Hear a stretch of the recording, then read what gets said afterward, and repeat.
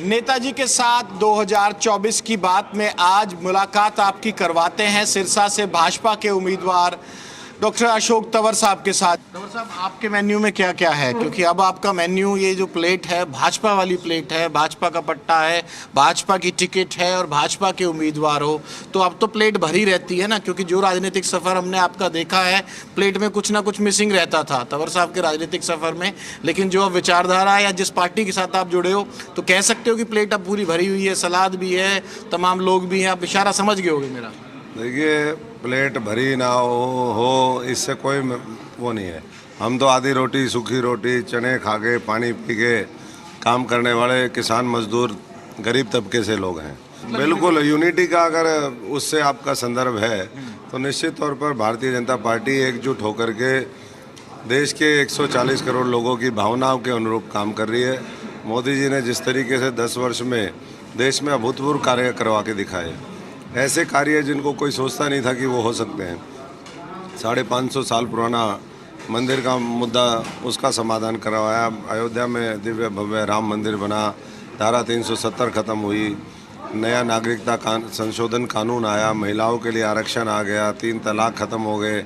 आज करतारपुर साहिब कॉरिडोर, जिसको साजिशन उस समय की सरकारों ने पाकिस्तान को दे दिया, उसको पाकिस्तान में दे दिया, उसको आज फिर दोबारा इस देश के साथ जोड़ करके, तो ये सारी उपलब्धियाँ और उसके साथ साथ कई लाख करोड़ रुपए के प्रोजेक्ट आज पूरे हर राज्य में देश के चल रहे हैं। तो ये उपलब्धियाँ हैं। छोटे छोटे रोड, बंदरगाह, हमारे एयरपोर्ट, हमारे रेलवे का नेटवर्क, हर क्षेत्र में आज पूरे दुनिया भारतवर्ष में इन्वेस्ट करना चाहती है। और मुझे पूरा यकीन है कि 140 करोड़ लोगों की क्षमता, उनका सामर्थ्य, वो भारतीय जनता पार्टी और नरेंद्र मोदी जी उसका प्रॉपर एक दिशा दे करके, उसका सही से उपयोग करके देश को आने वाले 20-22 साल में विकसित भारत बनाएंगे। मैं समझता हूँ कि देश अब जो है देश विरोधी गतिविधियों को बर्दाश्त नहीं करेगा और वोट के माध्यम से हरियाणा 25 को जवाब देगा, 25 मई को, और देश जो है 4 मई को देखेगा कि भारतीय जनता पार्टी ने जो कहा कि 400 पार होंगी। भारतीय जनता पार्टी ज़मीन पर काम करती है, हवा में दूसरी पार्टियों की तरह हवा में नहीं है। ना उनके पास संगठन है, ना विचारधारा है, ना नेतृत्व है, ना नैरेटिव है। तो इसलिए जो हम कह रहे हैं उतना ही उससे पार जो है जनादेश मिलेगा, क्योंकि उसी के हिसाब से तैयारियां चल रही है।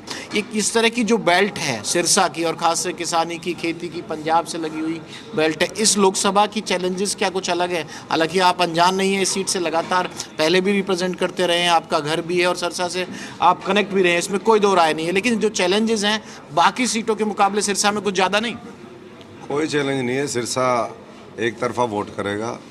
सिरसा के जो दूसरी पार्टियों के उम्मीदवार हैं, मैं समझता हूं कि कोई ऐसा उम्मीदवार नहीं जिसको या तो नो कॉन्स्टिट्यूंसी में कोई जानता हो, या फिर उसने पिछले 15, 20, 30 साल कोई यहाँ पर काम किया हो। तो काम हमने किया, विपक्ष की भूमिका हमने निभाई, सत्ता में हमने काम किया। 45-50 हज़ार करोड़ रुपए के बड़े बड़े प्रोजेक्ट हाईवे के लेकर के आए।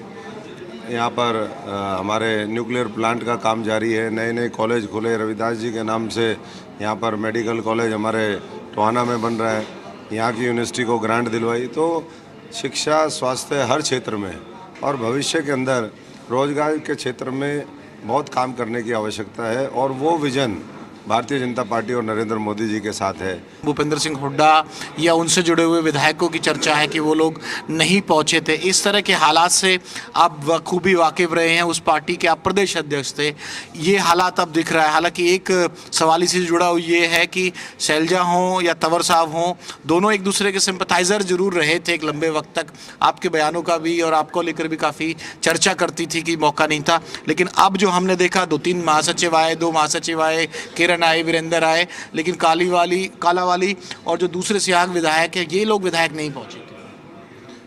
देखिए, कौन मेरे साथ सिंपैथाइज करता था, कौन नहीं, वो पूरे हरियाणा को पता है।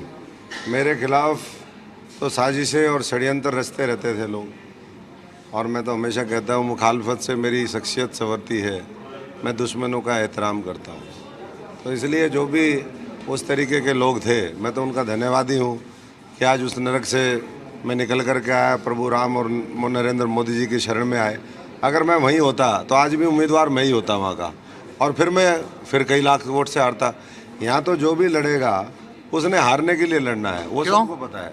वो देखिए, कांग्रेस लोगों के मन से उतर चुकी है, लोग विश्वास करना बंद कर दिया है, और मोदी जी ने उस विश्वास को पकड़ लिया है। जब जनता विश्वास करती है तभी साथ देती है।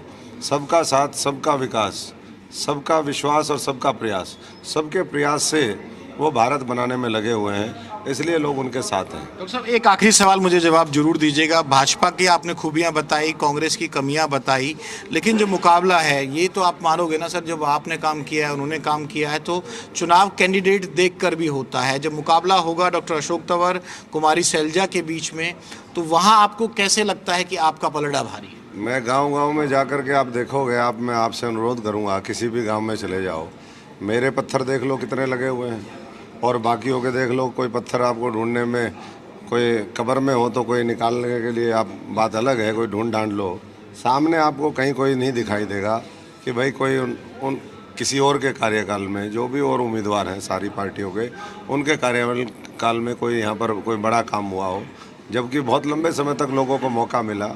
लेकिन मैं समझता हूँ कि लोग छोड़ करके भाग गए अपनी राजनीति के स्वार्थ में। बहुत दुर्भाग्यपूर्ण है कि लोग इस तरीके की राजनीति करते हैं, लोगों को धोखा देते हैं। जब हमला करते हैं आपके विरोधी जब हमला करते हैं, तो एक चीज़ कहते हैं कि भाई क्रेडिबिलिटी का सवाल हो जाएगा। तंवर साहब ने कई पार्टियां बदल दी हैं, इसका जवाब आज आप जरूर दीजिए।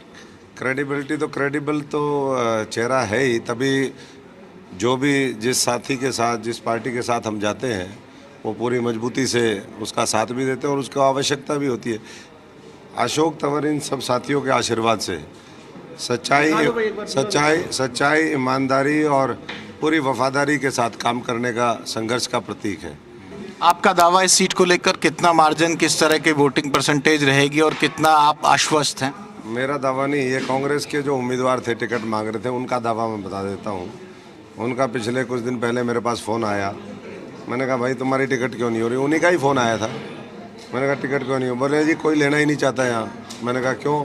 बोले जी हमने तो बता दिया ऊपर कि हारना सबने, कोई 2 से हारेगा। तो कह रहे हैं अम्बाला का भी ऑफर था सैलजा के पास, लेकिन सैलजा सिरसा लड़ना चाहती थी, उनको ये ज़मीन जो ज़्यादा उपजाऊ नज़र आ रही थी। देखिए, वो तो सब लोग, वो तो खुद ही बोल रहे हैं कि मैं तो यहाँ पर आना ही नहीं चाहती।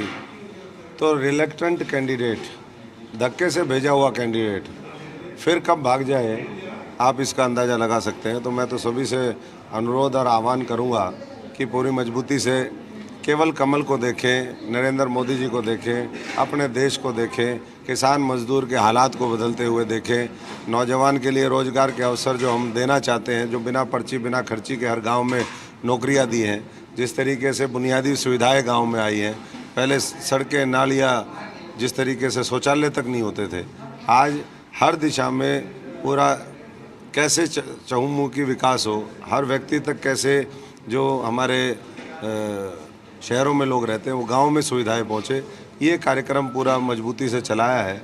और लोग, मुझे लगता है कि बड़े मार्जिन के साथ भारतीय जनता पार्टी को जिताएंगे। कोई कंपटीशन में है नहीं, यहाँ जमानतें बचाने की लड़ाई है। डॉक्टर तंवर साहब साफ तौर पे कह रहे हैं कि हर बूथ पे 370 वोट ज़्यादा का लक्ष्य है, और जो मोदी का चेहरा है और उनकी खुद की छवि और सिरसा से जो कनेक्शन है, तमाम विरोधियों पर भारी पड़ेगा। और अपनी जीत को लेकर डॉक्टर अशोक तंवर पूरी तरह से आश्वस्त होकर दावा भी कर रहे हैं।